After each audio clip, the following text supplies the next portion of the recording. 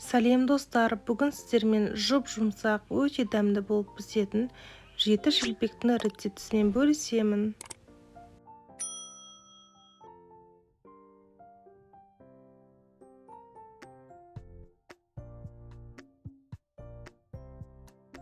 Ең алдымен салқын сүтімізге ыстық суымызды қойып жылытпалап аламыз.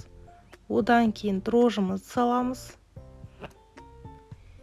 Кейін 1 шай ас қасық тұз, қант,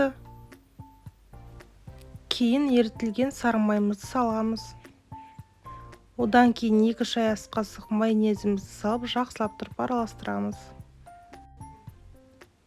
Кейін ұнымызды міндетті түрде илектен өткіземіз.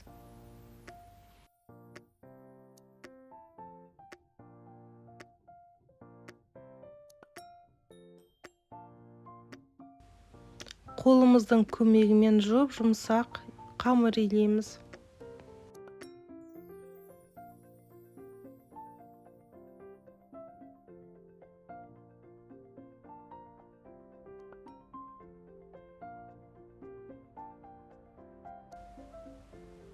Бетіне кішкене сұйық майымызды жағып,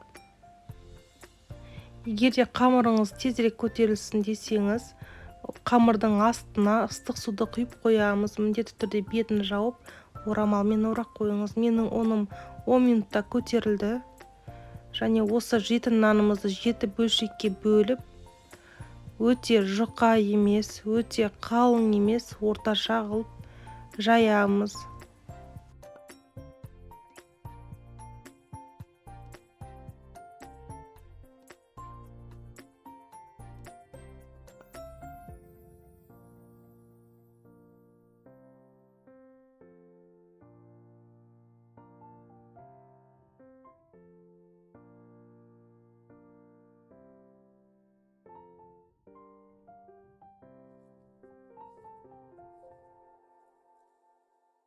Қызып тұрған табамызға шелпегімізді салып, қызарғанша пісіріп аламыз.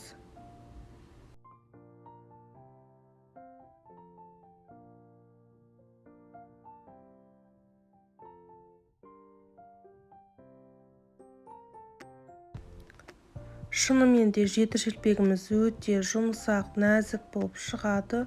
Осы рецептімен дайындауға сіздерге кеңес беремін.